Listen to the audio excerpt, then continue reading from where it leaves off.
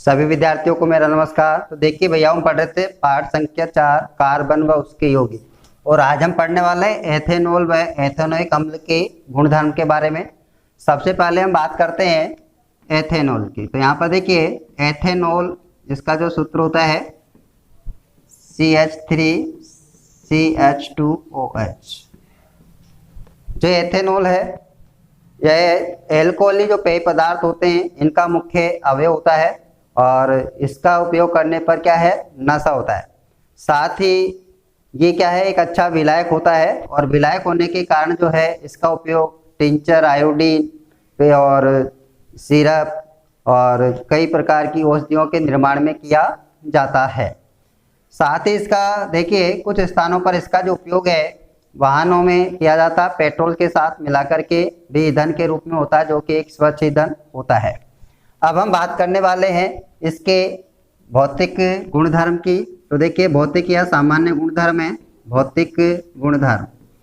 सबसे पहला हम बात करें तो इसमें आता है कि यह कमरे के ताप पर क्या होता है, द्रव अवस्था में होता है, और इसका जो गलनांक होता है देखिए, यानी कि गलनांक होता है 156 केल्विन होता है, और इसका जो क्वथनांक जो है वो आपका होता है 351 लिख सकते हैं इसमें क्वथनांक। तो यहाँ पर देखिए क्वथनांक, और इसका जो क्वथनांक होता है वो 351 के होता है।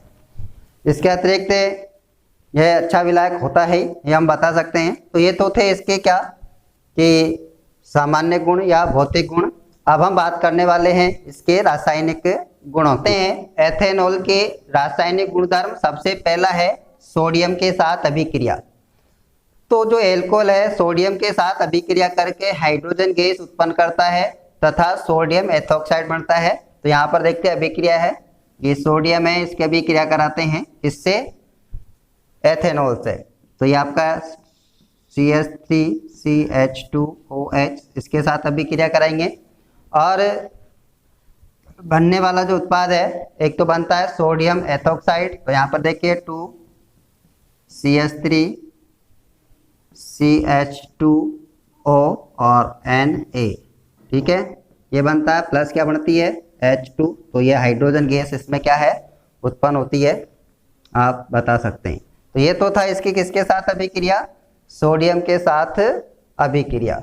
अब उसके बाद देखिए दूसरा जो आपका आता है वह है, इसमें दूसरी अभिक्रिया दे रखी है असंतृप्त हाइड्रोकार्बन बनाने की अभिक्रिया। तो यहाँ पर देखते हैं अब असंतृप्त हाइड्रोकार्बन बनाने की अभिक्रिया। तो यहाँ पर देखिएगा कि जो एथेनॉल होता है इसको 443 केल्विन ताप पर क्या है, सांद्र H2SO4 की उपस्थिति में या इसके साथ जब गर्म किया जाता है तो एथेनॉल का क्या होता है, निर्जलीकरण हो जाता है और एथीन का निर्माण होता है। तो यहाँ पर सबसे पहले है CH3CH2OH, ये होता है एथेनॉल। अब इसकी देखिए हम गर्म करते हैं, किसके साथ गर्म किया जाता है, कितने 443 केल्विन पर सांद्र H2SO4 की उपस्थिति में। तो इसकी उपस्थिति में क्या करते हैं, जब गर्म करते हैं तो बनता है CH2 double bond CH2, ethene बनती है, और दूसरा जो पदार्थ है वो बनता है आपका इसमें प्लस H2O। तो ये जो अभिक्रिया होती है इस अभिक्रिया को निर्जलीकरण अभिक्रिया के नाम से भी जाना जाता है। तो ये तो थे इसमें देखिए एथेनॉल के रासायनिक गुणधर्म। तो दो अभिक्रियाएं हैं, सोडियम के साथ अभिक्रिया और असंतृप्त हाइड्रोकार्बन बनाने की अभिक्रिया, जिसको कि आप निर्जलीकरण अभिक्रिया भी कह सकते हैं। अब नेक्स्ट देखिए इसमें आता है कि एथेनॉल के सेवन के क्या दुष्प्रभाव होते हैं। तो एथेनॉल जो होता है इसको क्या है कि एथिल अल्कोहल या अल्कोहल के नाम से भी जाना जाता है, और ये जो होता है मदिरा का जो है प्रमुख घटक है, और इसका उपयोग जो है नशे के लिए किया जाता है। तो ये क्या है, हमारा केंद्रीय तंत्रिका तंत्र होता है उसको नुकसान पहुंचाता है, और इससे व्यक्ति में भाव शून्यता आ जाती है, और उसके सोचने विचारने की जो शक्ति है कमजोर हो जाती है। तो ये इसके दुष्प्रभाव होते हैं।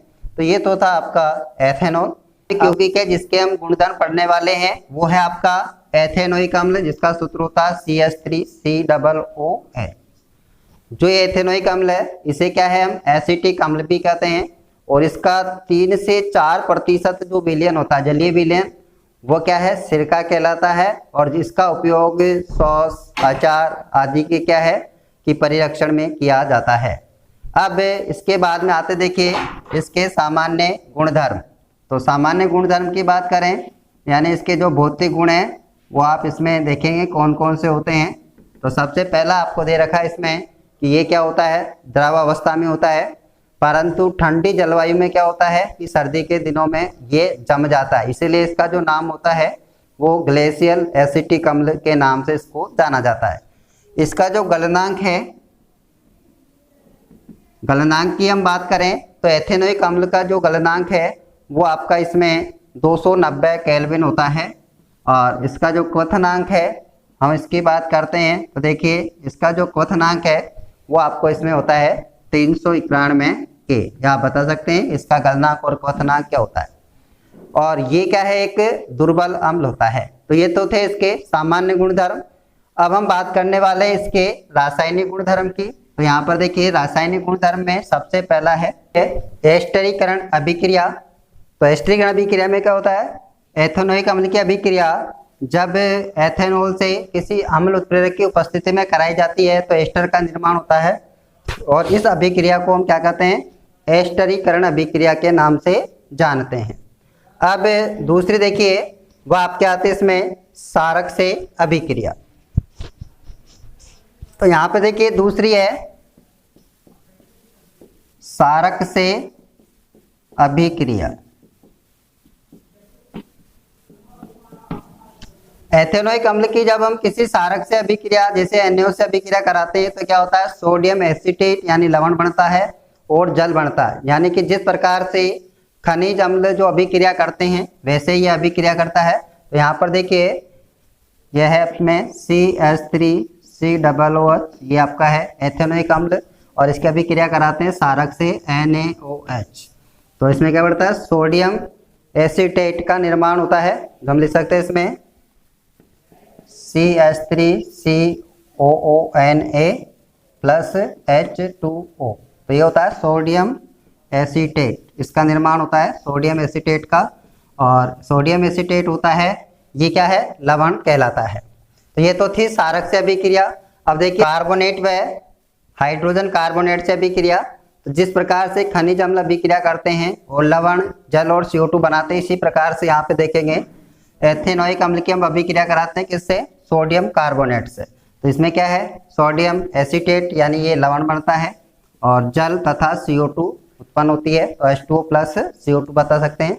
ऐसे ही अब है हाइड्रोजन कार्बोनेट के साथ अभिक्रिया। तो हाइड्रोजन कार्बोनेट के साथ जब अभिक्रिया कराते हैं यानी इसमें ये आपका एथेनोइक अम्ल है, इसकी अभिक्रिया कराते हैं सोडियम हाइड्रोजन कार्बोनेट, तो क्या बनता है सोडियम एसीटेट यानी कि लवण बनेगा, और दूसरा क्या बनता है जल और CO2 उत्पन्न होती है।